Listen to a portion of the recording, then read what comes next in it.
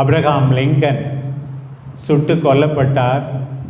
அவருடைய இறுதி ஊர்வலம் ஒரு நீக்ரோ பெண்மணி தன் குழந்தையை வைத்து கொண்டு அவருடைய உடல் கொண்டு